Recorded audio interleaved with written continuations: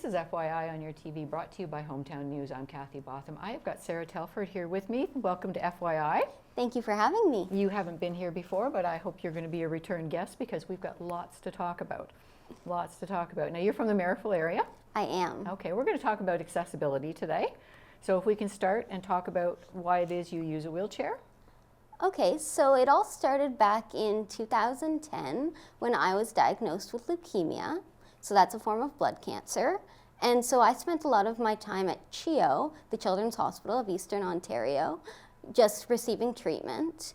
And I had a few complications with my treatment, and I ended up rejecting a bit of the transplant I was given. And so that caused my knees to contract, which put me in the chair. So one day when I was going to the medical day unit by myself, I got to the door and realized I couldn't open it.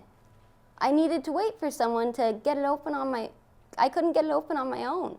And so I had to wait for someone to come help me, and I just felt less of a value of a person. Like, I should be independent, like I should have my own freedoms. So I decided to write a letter to my doctor, and from there she sent me to some people in administration, and eventually I found the person who had the power to help me, and we talked, and they thought putting an actuator, which is the fancy word for wheelchair button, in the medical day unit was a great idea. So we installed it. And that was my first real triumph as an accessibility advocate. And from there on, I joined the accessibility committee at CHEO, and it just sparked an interest from there, and I've been an advocate ever since. Excellent. Now, you live in Marrickville. Yes. And the Lions Club has got an accessibility committee, is that correct? Well, I joined the Lions Club last winter, and so the new accessibility committee is my initiative, but we have some great members who have jumped on board, and we've really made a go of it. It's an awesome team. Excellent, excellent. And it's like we said before we even started taping, and then we've talked about this before too, accessibility is not just getting in the front door. No, it's about inclusivity. Right. So I love that word. Not feeling like a second-class citizen. For example, oh yeah, well the wheelchair can come around back and get in. Well, I'm not a delivery, I'm a person. I should be treated with the same equal respect as you would an able-bodied person. Absolutely, absolutely. Now you started a website, it's called Rolling with Sarah. Yes, rollingwithsarah.com. .com, and that started in June? Yes, and that's when I started developing it. And how's it going? It's going great. I've got some views of my page, and I'm getting more and more traffic to the site every day. And so basically there I post what I've been doing with accessibility, as well as where I've been, and I try to keep it positive and give reviews of places that I've really been impressed with how accessible they are. Absolutely, and I mean that's part of it too, is being positive about, you know, bringing forth some information about accessibility as well too. Yeah, it's a cliche saying, but you catch more flies with honey than with vinegar. That's right, that's right, that's right. And you know what, a big thing that you've done too is the wagon rides. Yes, at Christmas in Marrickville, we are working hard to bring an accessible wagon ride to the table. So there will be a ramp that attaches to the wagon, and everyone will load on the ramp. So it's inclusive, so you don't feel like a second-class citizen or that you're any different when you load with the ramp. Because some people are a little shy requesting it, or feel, oh, well, they have to bring it out. Do I really need to go on the wagon ride? So if it's there and it's available, it makes people more comfortable to use it.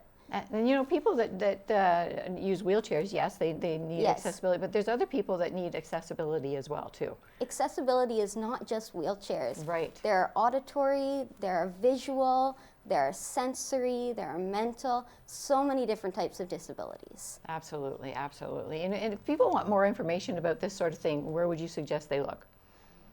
Well, I suggest they just look at your website. First my website. That's what I was gonna say, but I wasn't sure. Yeah. And the Government of Canada, if you want to know the regulations, that's a good place to start. But also just go on Facebook, go on the internet, Google accessibility, see who you relate to as an advocate. There are plenty of other advocates out there aside from me. So just see who you relate to. Get involved in your own way. Absolutely. And on the most part, are people pretty accepting of your advice? People are very genuine. They don't No one goes out and says, I'm going to make this inaccessible. They want to be accessible. They want to be inclusive. They just may not have thought of it beforehand. Absolutely, absolutely. And it's like we say, it's more than just getting in the front door, too. It's like once you get into a restaurant or a store or something like that, are the aisles wide enough? Can you use the washroom? Can you open the doors? Can you reach things? Exactly. One of my favorite things is when I go to use an accessible washroom and it's huge, plenty of turning radius, everything's low. It's the perfect washroom, except for the door is very heavy and closed and there is no actuator. Oh, absolutely, absolutely. So it's just, people think of it, but then, oh, that one little thing they didn't think of can be a hindrance. Yeah, that's right, that's right. Now, do some people, I don't know what the word would be, go overboard?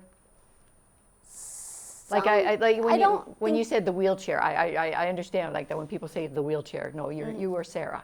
Yeah. That sort of thing. I like to say I'm a user of a wheelchair, and I like to say I have a diff ability. I have different abilities. I do things differently. Absolutely. So I'm not the same as everyone else, but no one's the same. Absolutely, absolutely, absolutely. We're all different.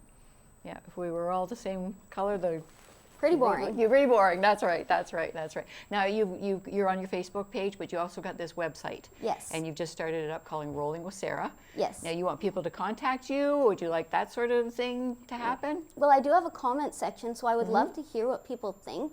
If they have any ideas on places I should go or initiatives that they'd like to start, just comment. Absolutely, absolutely. Now you're from the Marrickville area, and the Telford name, a lot of people know you guys too. So I'm sure people are pretty helpful in Marrickville, and I see you here in Smith Falls as well too. So I hope everything is going well, and accessibility is hopefully not as bad as it used to be.